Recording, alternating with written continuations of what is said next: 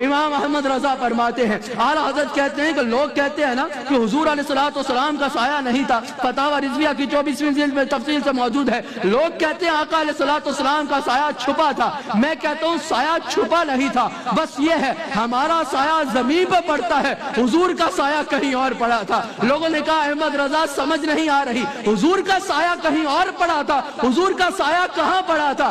اعلیٰ حضرت کہتے ہیں آؤ میں بتاتا ہوں، تمہیں حضور کا سایہ نہیں دکھتا، احمد رضا تمہیں حضور کا سایہ ڈھونڈ کے بتاتا ہے۔ کہا معدوم نہ تھا سایہ شہ ثقلین، حضور کا سایہ جو ہے وہ چھپا ہوا نہیں تھا، معدوم نہ تھا سایہ شہ ثقلین، اس نور کی جلوہ گاہ بنی ذات حسنین۔ اللہ اکبر، کہا حضور کا سایہ نور تھا، ہمارے سائے سے اندھیرا آتا ہے، حضور کے سائے سے اندھیرا نہیں آتا، حضور کا سایہ پڑے تو سورج سے زیادہ اجالا ہوتا ہے بھائی، کبھی حسنین کے چمکتے چہرے نہیں دیکھے؟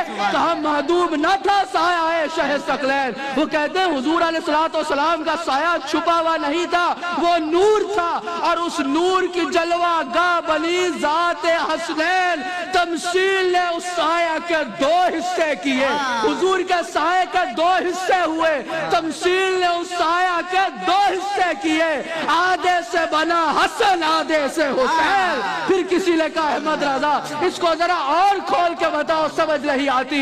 امام احمد رضا کہتے ہیں ایک سینے تک مشابہ، ایک وہاں سے پاؤں تک، ایک حضرت حسن سر سے لے کر سینے تک حضور کی تصویر، اور حضرت حسین سینے سے لے کر پاؤں تک حضور کی تصویر۔ کہا ایک سینے تک مشابہ، ایک وہاں سے پاؤں تک، حسن ستین ان کے جاموں میں ہے نیوا نور کا۔ کسی نے کہا احمد رضا ذرا اور بتاؤ، کہا اب ایک سینے تک مشابہ ہے، ایک سینے سے پاؤں تک مشابہ ہے، اب دونوں کو ساتھ کھڑا کرو تو پھر کیا ہوگا؟ کہا اگر حسن اور حسین ساتھ کھڑے ہو تو صاف شکل پاک ہے، دونوں کے ملنے سے آیا خط تو ہمیں لکھا ہے دوبر کا نور کا۔